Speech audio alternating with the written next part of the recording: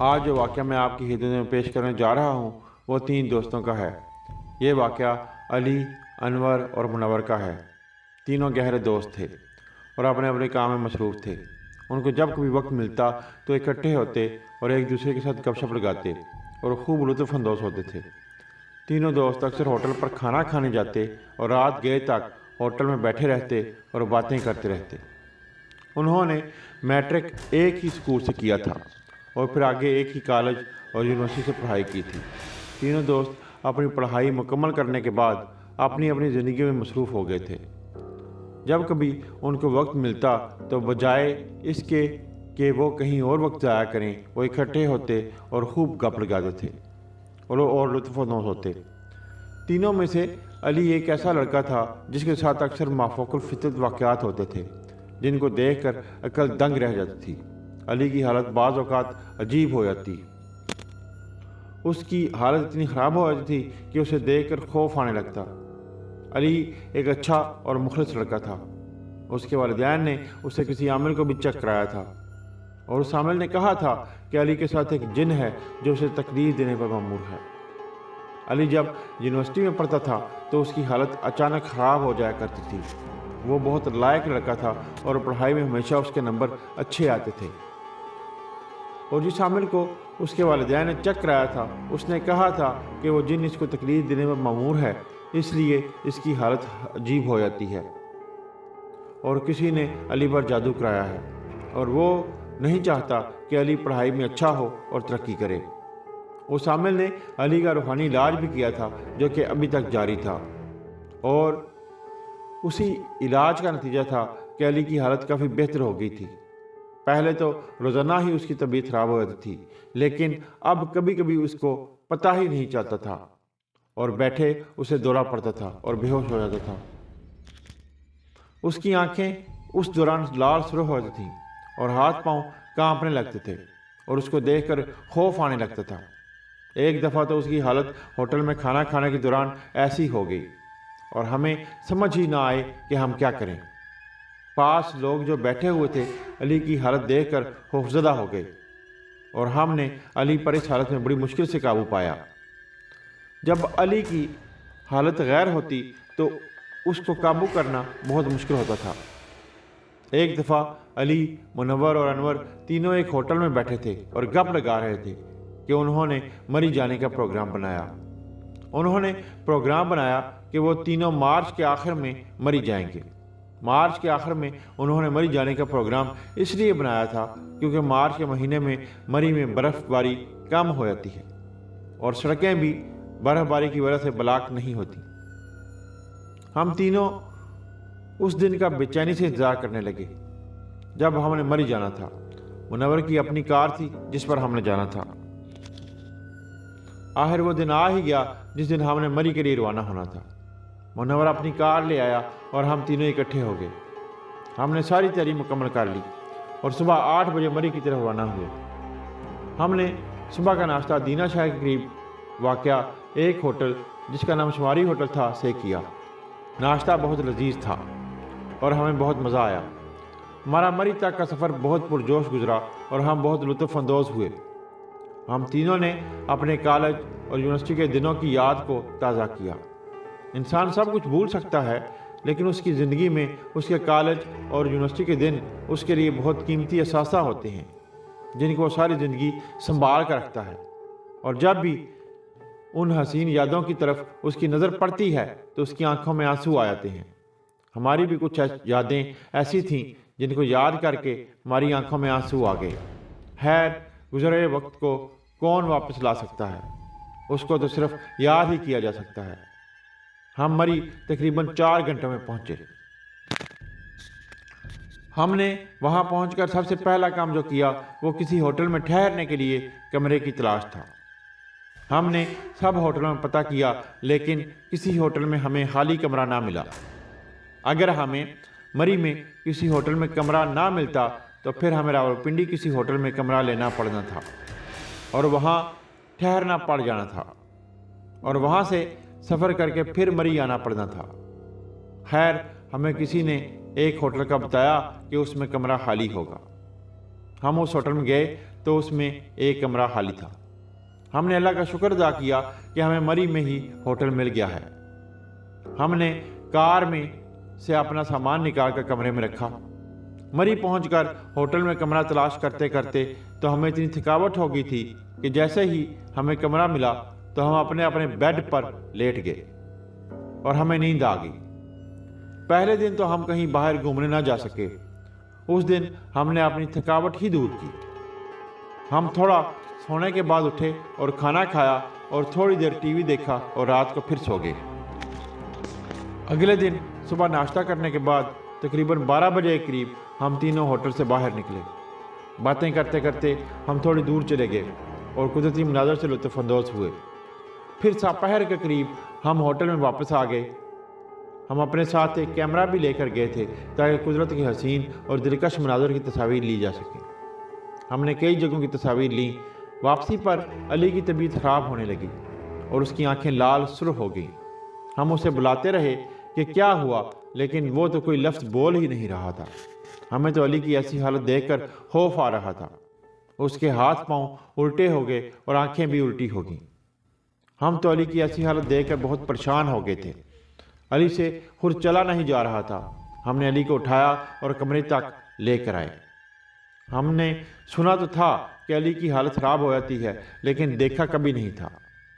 اگر ہمیں پہلے پتا ہوتا کہ علی کی حالت اس قدر خراب ہو جاتی ہے تو ہم مری کا پروگرام ہرگز نہ بناتے۔ علی کو ہم نے کمرے میں لے جا کر بیڈ پر لٹا دیا۔ تھوڑی دیر کے بعد علی اٹھ بیٹھا اور عجیب زبان میں ہم سے باتیں کرنے لگا جس کی ہمیں کوئی بھی سمجھ نہیں آ رہی تھی۔ پھر وہ اچانک چلانے لگا۔ اس کی چیخوں کی آواز سن کر باہر سے ہوٹل کا بہرہ کمرے میں آ گیا اور ہم سے پوچھنے لگا، کیا ہوا سر، کوئی مسئلہ تو نہیں ہے؟ ہم نے نفی میں سر ہلایا اور کہا، نہیں کوئی مسئلہ نہیں ہے۔ ہم نے اسے کہا کہ ہمارے دوست کی طبیعت تھوڑی خراب ہے۔ اس نے ہم سے پوچھا کہ سر کیا میں آپ کی کوئی خدمت کر سکتا ہوں؟ ہم نے اس کا شکریہ ادا کیا۔ اس نے ہم سے کہا کہ سر آپ اتنی دور سے آئے ہیں اور ہمارے مہمان ہیں۔ اگر کسی بھی وقت آپ کو میری خدمت کی ضرورت پڑے تو مجھے ضرور بتائیے گا، مجھے آپ کی خدمت کر کے خوشی ہوگی۔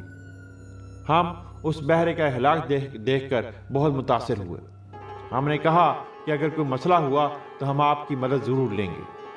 اس وقت علی بے ہوش ہو چکا تھا اور پھر تھوڑی دیر بعد خود ہی اٹھ بیٹھا اور بالکل عام انسانوں کی طرح باتیں کرنے لگا۔ ہمیں اس کی حالت دیکھ کر بہت حیرت ہوئی۔ ہوش آنے پر ہم نے اسے پچھلی باتیں بھی پوچھیں اور یہ بھی پوچھا کہ تم کس زبان میں بات کر رہے تھے، لیکن اس کو تو کوئی بات بھی یاد نہیں تھی۔ لگتا تھا کہ اس کے جسم میں کوئی اور مخلوق آ کر بول رہی تھی، کیونکہ اس کی آواز اس وقت بالکل تبدیل ہو گئی تھی۔ خیر جو کچھ بھی تھا، ہم نے اللہ کا شکر ادا کیا کہ اس کی طبیعت سنبھل گئی ہے۔ ہم ساری رات علی کے بارے میں سوچتے رہے کہ اس کی طبیعت اس قدر خراب کیوں ہو گئی تھی۔ ہم نے یہ تو سن رکھا تھا کہ اس کے ساتھ کوئی روحانی مسئلہ ہے اور کسی ماورائی مخلوق کو اس کو تکلیف دینے پر مأمور کیا گیا ہے، لیکن یہ اندازہ نہیں تھا کہ اس کی طبیعت اس حد تک خراب ہو جاتی ہے۔ ہم نے تو سنا تھا کہ اس کا روحانی مسئلہ کافی حد تک حل ہو چکا ہے اور وہ جن جو اسے تکلیف دیتا ہے ابھی حاضر نہیں ہوتا۔ اس کی اس حالت کے بارے میں ہمیں اس کے بڑے بھائی نے بتایا تھا۔ خیر علی تو ساری رات سویا رہا، لیکن ہم کافی دیر تک علی کے بارے میں باتیں کرتے رہے۔ ہم تینوں گہرے دوست تھے اور جب کسی ایک کو کوئی بھی تکلیف ہوتی تھی تو تینوں کو تکلیف ہوتی تھی۔ علی کے بارے میں باتیں کرتے کرتے ہمیں کس وقت نیند آ گئی ہمیں پتہ ہی نہیں چلا۔ صبح علی ہم سے پہلے ہی جاگ گیا اور اس نے ہم دونوں کو جگایا۔ ہم نے صبح اٹھ کر ناشتہ کیا اور باتیں کرنے لگے۔ علی کی حالت بالکل ٹھیک تھی اور وہ بالکل عام انسانوں کی طرح باتیں کر رہا تھا۔ ایسے لگ رہا تھا کہ اس کے ساتھ کوئی مسئلہ نہیں ہے۔ ہم نے اپنے ساتھ کیرم بھی لے لیا تھا۔ پھر ہم کافی دیر تک کیرم کھیلتے رہے اور ساتھ ساتھ ٹی وی دیکھتے رہے۔ ہم نے پروگرام بنایا کہ ہم دن کو سڑک سے اتر کر نیچے پہاڑوں کی طرف جائیں گے جہاں پر کافی سارے درخت تھے اور جھاڑیاں تھیں، اور ادھر جا کر کیمرے سے تصویریں بنائیں گے۔ دوپہر کا وقت قریب آیا تو ہم ہوٹل سے باہر نکلے۔ ہوٹل سڑک کے کنارے پر ہی واقع تھا اور سڑک پر تھوڑا آگے جا کر اس سے نیچے بہت ہی پیارا منظر تھا۔ وہاں پر درخت اور پہاڑ تھے۔ ہم آگے جا کر سڑک کے نیچے اتر گئے اور باتیں کرتے کرتے آگے چل دیے۔ آگے درخت بہت زیادہ تھے اور چھوٹی چھوٹی پہاڑیاں بھی تھیں۔ ہم نے ان پہاڑیوں پر چڑھ کر بہت سی تصاویر بنائیں۔ ہم تینوں تنہائی پسند تھے اور اس علاقہ میں اتنا سکون تھا کہ ہم نے بہت ذہنی سکون اور آسودگی محسوس کی۔ ہم ادھر ایک جگہ پر بیٹھ گئے اور باتیں کرنے لگے۔ باتیں کرتے کرتے علی کی نظر ایک درخت پر پڑی اور اس نے کہا کہ دیکھو، یہ درخت عجیب قسم کا ہے اور اس قسم کا درخت کوئی اور نہیں ہے۔ ہم دونوں نے اس درخت کی طرف دیکھا۔ ہم وہاں کافی دیر سے گئے ہوئے تھے، لیکن اس درخت پر ہماری نظر ابھی پڑی تھی۔ وہ درخت واقعی کافی عجیب قسم کا تھا اور بہت پرانا اور بڑا تھا، اور اس قسم کا درخت ادھر اس علاقہ میں کوئی بھی نہیں تھا۔ علی نے کہا کہ آؤ اس درخت کے نیچے تصاویر بناتے ہیں۔ شام کا وقت قریب تھا۔ ہم نے شام سے پہلے ہوٹل واپس جانا تھا۔ اس درخت سے عجیب قسم کی وحشت محسوس ہوتی تھی، ایک انجانا سا خوف آتا تھا۔ خیر، ہم نے اس درخت کے نیچے جا کر کئی تصاویر بنائیں۔ تصاویر بنانے کے بعد شام ہو چکی تھی تو ہم واپس ہوٹل کی طرف چل دیے۔ ہوٹل میں جا کر ہم نے تھوڑی دیر آرام کیا اور پھر ٹی وی دیکھنے لگے۔ ٹی وی دیکھتے دیکھتے منور نے کہا کہ آؤ جو تصاویر ہم نے بنائی ہیں وہ دیکھتے ہیں۔ ہم نے پھر تصاویر دیکھنا شروع کر دیں۔ تصاویر بہت سی تھیں، لیکن جو تصاویر اس عجیب درخت کے نیچے ہم نے بنائی تھیں وہ دیکھ کر ہم ہکے بکے رہ گئے اور ہمارے تو رونگٹے کھڑے ہو گئے۔ ان تصاویر میں ہمارے ساتھ کوئی اور بھی تھا، وہ پتہ نہیں کیا چیز تھی، لیکن ہمارے ساتھ ہی کھڑی تھی۔ اس کا وجود بہت لطیف تھا اور اس کے آر پر دیکھا جا سکتا تھا۔ اس کا رنگ سفید تھا۔ ہمارے جسم میں اسے دیکھ کر تو کپ کپی طاری ہو گئی اور ہماری آنکھیں خوف کے مارے کھلی کی کھلی رہ گئیں۔ ہم سوچنے پر مجبور ہو گئے کہ آخر وہ کیا چیز تھی جو ہمارے ساتھ کھڑی تھی۔ ہم نے پروگرام بنایا کہ ہم ادھر پھر جا کر دیکھیں گے کہ یہ کیا چیز ہے جو صرف تصاویر میں نظر آ رہی ہے، لیکن ویسے تو ہمیں نظر نہیں آئی۔ علی نے کہا کہ وہاں جانا خطرے سے خالی نہیں ہوگا کیونکہ ہمیں نقصان ہی پہنچ سکتا تھا۔ ہم نے کہا کچھ بھی ہو جائے ہم ادھر جا کر ضرور دیکھیں گے کہ آخر یہ کیا چیز ہے۔ تصاویر میں ہلکا سا سفید رنگ کا عکس ہمارے ساتھ کھڑا تھا اور اس کی باقاعدہ شکل بھی تھی، لیکن دھندلی سی تھی۔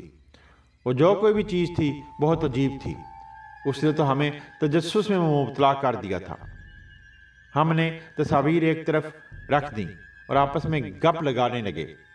ہم کافی دیر تک گپ لگاتے رہے اور پھر رات کو سو گئے۔ اگلے دن صبح منور پہلے جاگ گیا اور اس نے ہم دونوں کو جگایا۔ ہم نے صبح ناشتہ کیا اور پھر آپس میں باتیں کرنا شروع کر دیں۔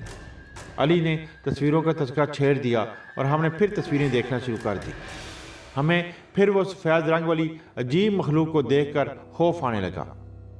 ہم نے آپس میں طے کیا کہ ہم ٹھیک اسی وقت جس وقت وہ مخلوق ہمیں نظر آئی تھی وہاں اس درخت کے پاس جائیں گے اور دیکھیں گے کہ یہ ہے کیا چیز۔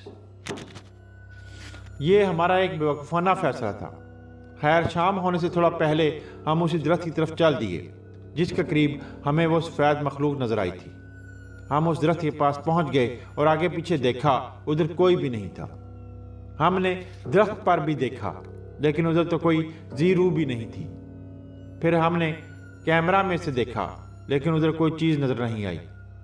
ہم اس درخت کے نیچے بیٹھ گئے اور باتیں کرنا شروع کر دیں کہ پھر وہ تصاویر میں کیا چیز تھی۔ ہم باتیں کر ہی رہے تھے کہ ہوا چلنا شروع ہو گئی۔ پہلے ہوا آہستہ آہستہ چل رہی تھی اور پھر تیز ہونا شروع ہو گئی اور اتنی تیز ہو گئی کہ ایسا لگ رہا تھا کہ ہمیں اڑا لے جائے گی۔ علی نے کیمرہ میں سے درخت کی طرف دیکھا اور چلا اٹھا کہ دیکھو وہ کیا ہے، وہ کیا ہے۔ ہم دونوں نے بھی کیمرہ میں سے دیکھا تو وہاں ایک نہیں کئی سفید رنگ والی مخلوقات نظر آئیں جو کہ غصے سے ہماری طرف بڑھ رہی تھی۔ یہ کیا ماجرا تھا، ہماری سمجھ سے بالا تر تھا۔ خیر، ہم نے وہاں سے ہوٹل کی طرف دوڑ لگا دی۔ علی کی طبیعت خراب ہونے لگی اور اس کے ہاتھ پاؤں الٹے ہو گئے۔ اس کے منہ سے جاگ آنے لگی۔ ایسا کیوں ہو رہا تھا ہماری سمجھ سے باہر تھا۔ علی کی طبیعت عین اسی وقت کیوں خراب ہوئی، پتہ نہیں کیا وجہ تھی۔ خیر، اس کی طبیعت اتنی جلدی تو ٹھیک ہونے والی نہیں تھی۔ علی بے ہوش ہو گیا اور ہم نے اسے اٹھایا اور ہوٹل کی طرف دوڑ لگا دی۔ جیسے ہی ہم نے دوڑ لگائی ہمیں خوفناک قہقہوں کی آوازیں سنائی دیں اور ایک بڑی گرجدار آواز آئی کہ آئندہ یہاں پر مت آنا ورنہ اپنی موت کے ذمہ دار خود ہوگے۔ ہم تو بہت خوفزدہ ہو گئے اور خوف کے مارے ہمارے تو رونگٹے کھڑے ہو گئے۔ ہم نے اللہ کا شکر ادا کیا کہ ہم حفاظت سے ہوٹل میں پہنچ گئے تھے۔ علی ابھی تک بے ہوش تھا۔ ہم ساری رات اس واقعہ کو بھلا نہ پائے اور اس کے بارے میں باتیں کرتے رہے کہ وہ کون سی مخلوق تھی اور کہاں سے آئی تھی۔ ہم نے اسے اپنی آنکھوں سے دیکھا تھا اور آندھی صرف اسی جگہ پر درخت کے آس پاس آ رہی تھی۔ جب ہم اس ہاتھ سے باہر نکلے تو آندھی کا نام و نشان تک نہیں تھا۔ ہم نے علی کو ہوش میں لانے کی کوشش کی لیکن وہ ہوش میں نہیں آ رہا تھا۔ اس کی حالت بھی ہمارے لیے پریشانی کا باعث بن رہی تھی۔ رات کافی دیر تک ہم جاگتے رہے اور باتیں کرتے رہے۔ ہم باتیں کر رہے تھے کہ علی نے اپنا بازو ہلایا۔ ہم نے سمجھا کہ علی کو ہوش آ گیا ہے لیکن علی تو ایک دم سے اٹھ بیٹھا اور اس کی شکل اتنی خوفناک نظر آ رہی تھی کہ الفاظ میں بیان نہیں کیا جا سکتا۔ اس کی آنکھیں لال سرخ ہو گئی تھی اور وہ اشارہ کر کے کسی اجنبی زبان میں بڑے خوفناک انداز سے کچھ کہہ رہا تھا جس کی ہمیں سمجھ نہیں آئی۔ علی پھر اپنے بیڈ پر کھڑا ہو گیا اور اس کا جسم دیکھتے ہی دیکھتے بیڈ سے اوپر کو اٹھنے لگا۔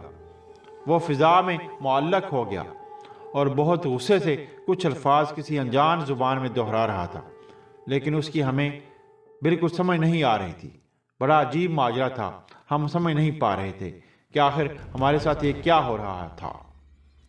پھر علی آہستہ آہستہ نیچے آیا اور دڑام سے اپنے بیڈ پر گر گیا اور بے ہوش ہو گیا۔ ہم نے علی کو بہت ہلایا جلایا اور اس کو ہوش میں لانے کی کوشش کی لیکن وہ ہوش میں نہیں آیا۔ یہ سب کچھ کیا تھا؟ ہم تو اس کا سامنا کرتے کرتے تھک گئے تھے۔ ہم رات کو باتیں کرتے کرتے سو گئے اور صبح اٹھے تو علی اپنے بیڈ پر نہیں تھا۔ ہم نے واش روم میں دیکھا، وہ وہاں پر بھی نہیں تھا۔ ہم نے اسے سارے ہوٹل میں تلاش کیا لیکن وہ کہیں نہیں ملا۔ ہم اسے تلاش کرنے کے لیے ہوٹل سے باہر نکل گئے اور سڑک پر دیکھنے لگے لیکن وہ وہاں پر بھی نہیں ملا۔ آخر وہ گیا کہاں تھا؟ منور کہنے لگا کہ کہیں وہ اس درخت کی طرف تو نہیں گیا۔ انور نے کہا وہاں جا کر اس نے کیا کرنا ہے، وہ یہی کہیں ہوگا۔ جب ہم اسے تلاش کرتے کرتے تھک گئے تو ہم نے پروگرام بنایا کہ اسے اسی درخت کے پاس دیکھتے ہیں، ہو سکتا ہے کہ وہ وہاں ہو۔ ہمیں وہاں جاتے ہوئے ڈر تو بہت لگ رہا تھا لیکن دل پر ہاتھ رکھ کر ہم وہاں چلے گئے۔ جب وہاں گئے تو کیا دیکھتے ہیں کہ علی کسی سے اس درخت کے نیچے بیٹھا باتیں کر رہا ہے اور ہمیں اپنی طرف آتا دیکھ کر وہ خاموش ہو گیا۔ علی اب ٹھیک تھا لیکن اسے کچھ یاد نہیں تھا۔ آخر وہ اس درخت کے پاس کیسے پہنچا؟ ہم نے اس کو پچھلا سارا واقعہ بتایا لیکن اسے کچھ یاد نہیں تھا۔ اس نے کہا کہ مجھے تو صرف یاد ہے کہ آندھی آئی تھی اور اس کے بعد کچھ یاد نہیں کیا ہوا تھا۔ ہم اس کی باتیں سن کر حیران ہو گئے۔ ہم نے اسے پوچھا کیا وہ اس درخت کے پاس کیا لینے آیا تھا؟ اس نے کہا کہ مجھے کچھ یاد نہیں ہے۔ ہم علی کو لے کر واپس ہوٹل میں آ گئے۔ ہمارا مری میں رہنے کا پروگرام 1 ہفتے کا تھا لیکن جو معاملات ہمارے ساتھ ہو رہے تھے ہم تنگ آ گئے تھے اور علی کی طبیعت بھی بار بار خراب ہو جاتی تھی تو ہم نے فیصلہ کیا کہ واپس چلتے ہیں۔ ہم مری میں 4 دن رہنے کے بعد 5ویں دن صبح واپس جانے کی تیاری کرنے لگے۔ ہم اپنے شہر گجرات واپس آ گئے۔ ہم نے واپس آ کر سوچا کہ علی کے بڑے بھائی طارق کو علی کی طبیعت کے بارے میں بتاتے ہیں۔ ہم علی کے گھر گئے اور اس کے بھائی طارق سے ملے اور اس کو علی کی طبیعت کے بارے میں سب کچھ بتایا۔ طارق نے کہا کہ علی کی طبیعت پہلے خراب ضرور رہتی تھی لیکن کافی حد تک ٹھیک ہو گئی ہے اور اتنی خراب تو کبھی نہیں ہوئی تھی جتنی آپ بتا رہے ہیں۔ طارق نے کہا کہ جو عامل علی کا علاج کر رہا تھا میں اس سے بات کرتا ہوں اور اس کو ساری بات بتاتا ہوں۔ ہم علی کو لے کر اس کے بھائی طارق کے ساتھ اس عامل کے پاس چلے گئے۔ اس عامل نے اپنی آنکھیں بند کیں اور پھر آنکھیں کھول کر کہنے لگا کہ مری میں جب علی کی طبیعت خراب ہوئی تھی تو اس میں اس جن کی حاضری ہوئی تھی اور وہ اپنی زبان میں تم کو کہنا چاہ رہا تھا کہ اس درخت کے قریب نہ جانا، تمہاری جان کو خطرہ ہے اور جب علی دوسری مرتبہ اکیلا اس درخت کے پاس گیا تھا تو وہ خود نہیں گیا تھا، بلکہ اسے وہ جن لے کر گیا تھا جو اس کے ساتھ ہے، تاکہ وہ اس مخلوق سے بات کر سکے کہ ان کو کوئی نقصان نہیں پہنچانا۔ عامل نے بتایا کہ اصل میں اس درخت پر جو مخلوق رہتی ہے وہ اس جن کی رشتہ دار ہے جو علی کے ساتھ ہے، اور وہ اس جن کی دشمن ہے۔ یہی وجہ تھی کہ وہ جن کوشش کر رہا تھا کہ تم لوگوں کو کوئی نقصان نہ پہنچے۔